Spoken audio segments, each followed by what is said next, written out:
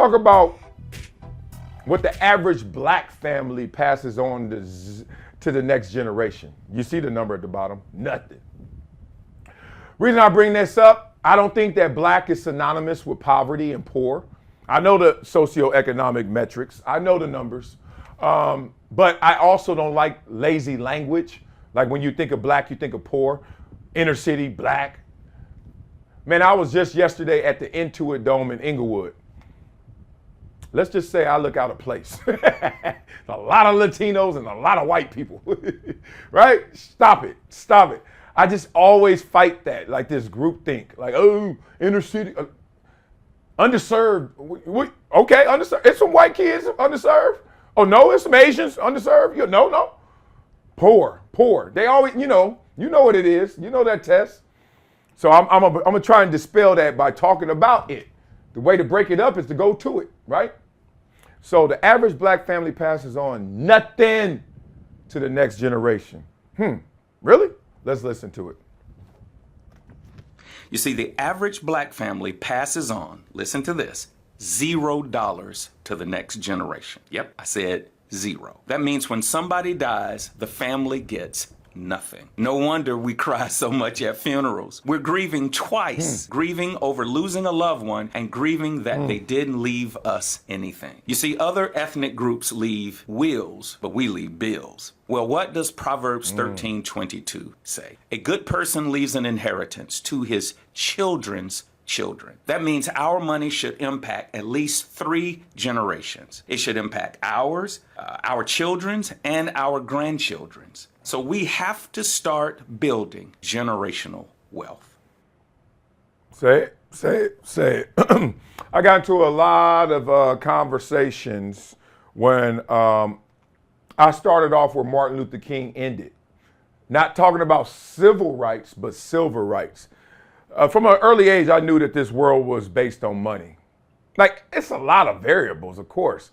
Personality, intelligence, ability, athleticism, acumen. Like, you can go all that.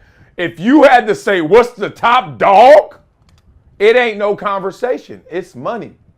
Don't believe me? Know somebody rich. And then compare yourself truthfully to that person. And the only thing that some of them people got is just more money than you. Trust me. Man, I see so many rich people, and I'm like, damn. Okay, here's the example. Y'all get it? You ever watch a modeling show? A runway show?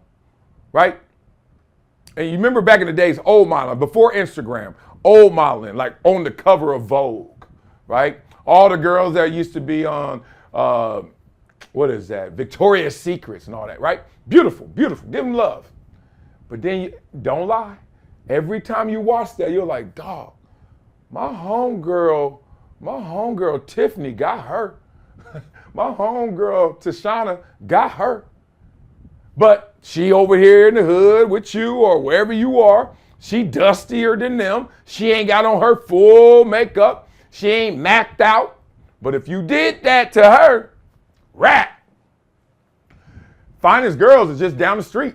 Like, I've learned that from all the times and all the travels and all. Finest girls you know are down the street. And Brazil and DR. Let me start. And Trinidad. All right, but down the street, damn it. It ain't the ones on TV. We know that. Come on. So, same thing with this. Same thing with this. Like, it's a money conversation. Life is like a sandwich. No matter how you flip it, the bread comes first. Get your bread up. Stop talking about everything else. That's subordinate. That's secondary, tertiary. That's not important as the dough. Because get it like this.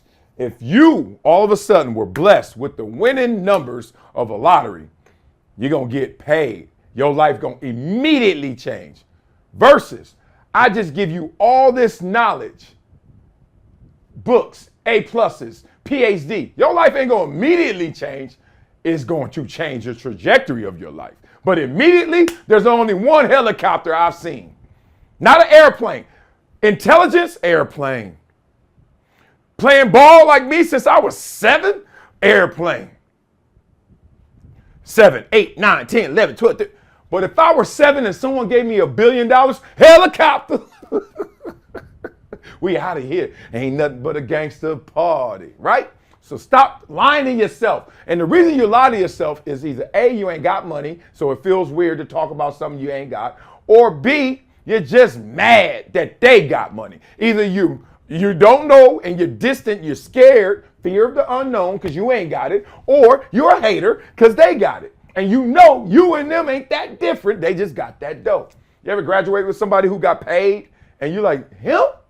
That's his job? That's what he does? He eat like that? And you know him. You know him. It hurts. Let's talk about the Black family. Let's get particular, right? Because I'm obviously deeply invested in this conversation. I was blessed when my mother passed away she had life insurance. And I only say blessed because at least she had that foresight. I didn't need it because my mother passed away while I was in the NFL, but it never hurts. You know why? Because it's not about what you need. It's not about what you want. What did Proverbs say? Child's child. Third generation, right? Continue this. There's so many things wrong. And I tell you, the thing that's most damaging and damning being in the Black family is this. We don't want to talk about money. This conversation, as soon as I tell somebody when they start talking race, I say class, race, class, race, class, dog. I get my butt kissed by every race all the time, my whole life, only for one reason. I was a baller, which meant money. You don't believe me? Go to a youth league at AAU right now. And I got paid. Anything else? No. You think they was kissing my butt just because I went to Columbia? You get some props. That ain't kissing your butt. I'm talking about when you walk up to an event, red carpet, high society, and they're like, hi, my son, this is opening your door. Oh, let me wipe your shoe off. Something's on you. Oh, let me fix your tie. You're like, you want some Gatorade? And guess who is doing that? I know y'all don't understand it. I'm going to tell you. Everybody. Black, white, Mexican, whatever, whoever a human being is doing, damn it. Ain't no like, oh, I'm not going to do shit. Wild style that dude walking in here, guess what I got treated like? I'm not lying to y'all. And it's just me. You imagine, oh God. Who? Tom Brady, of course, duh. Peyton Manning, duh. You see them, you're like, God dang, it's a tidal wave. Get out the way. And they treat me all like this, and they treat them like what?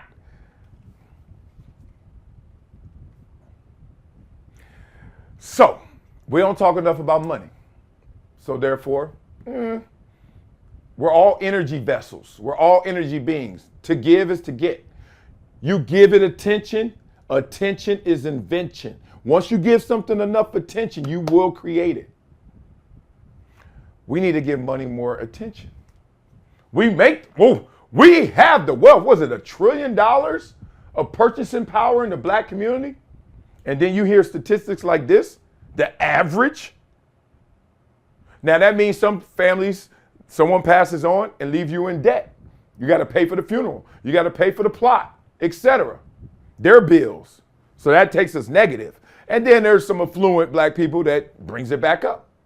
I got my will and trust. Got my kids taken care of, right? I got my 529 plan, all that stuff, right? 401k, I got y'all. You know what I mean? Annuity, I don't know. Retirement, pension, IRA, all right. Start talking about money. Stop talking about race. Stop talking about like what a person look like in their epidermis. That ain't gonna be the helicopter. And that certainly ain't gonna take your family where they need to be when you dead. Do you imagine if granddaddy died at 70 and then your ass is 40, then you die at 70, and all you got to show for it is, yeah, I told those suckers who we were. I told him who I am. He ain't gonna treat me that way. Kids ain't eating your treatment. You know what your kids are eating? What you leave them. What you put on that table. That's what I'm trying to do. And anybody get in my way, I'm not mad at you. I know how to run people over. Get out my way, dog. Like, I am not clouded in this one. This is easy. I put my name on it.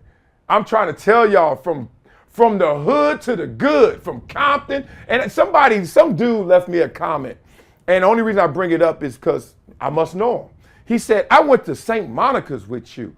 And now you sounding, I know you went to the NFL, but now you sounding like a baby Whitlock. Which to me, depends on what Whitlock talking about, could be a compliment. Some things Whitlock says, I'm like, hell yeah. Some things, hell no. Welcome to actually being a human being. I hope you don't agree with everything I say, people. But this one, you're better. Hey, dog, let me tell you something, homie. Since we went to the same school don't mean we the same person. Or we think the same. I hope you don't think that. I hope, because you didn't do what I did, and I ain't do what you did. So that should be the end of that, right? But I also bring it up because people expect you to represent them. Let me just get this clear, y'all. I don't represent you. I represent me and my name and my legacy. And y'all better think the same. You know why? Stop with the old power to the people. It's power to the person. You ain't everybody that looked like you, everybody that went to your high school you down for, you stupid. I ain't down for everybody on my football team. I ain't down for everybody in my class. It has never been a place where I've been with multiple people and I'm down for everybody. I go to a family reunion, I wish we have one, and I ain't down for everybody. What? Hell no. Many times they done backstab me, and many times cats done try to come at me sideways. All the hustling, all the gimmicks, all the money I done gave you, and you done turned that and flipped it into nothing. Oh, I need $5,000 for this, and then it turned into that. You just went and bought her a purse to impress her. You should have told me to buy her the purse. I would have got a discount. They hooked me up. Oh, no. Oh, yeah, all I need to do this to get out of debt and that. Then you hit me back 2 months later. My cousin, my uncles, oh, I need this too. What happened to the debt? I thought we paid that. Trusting you. Next time, send me the bill. I'll pay it. No. You ever had that? Somebody be like, oh, I need this for this bill. Okay, give me the bill.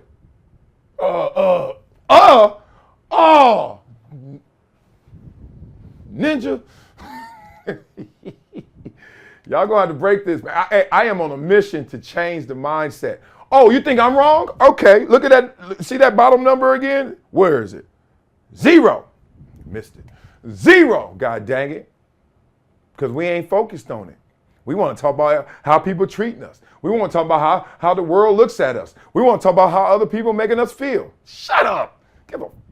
You can't make me feel bad unless I accept it, homie. Play some football. You'll learn that real quick. Care what you do. Care what. My coach used to go like this. When I got the ball, coach go like this.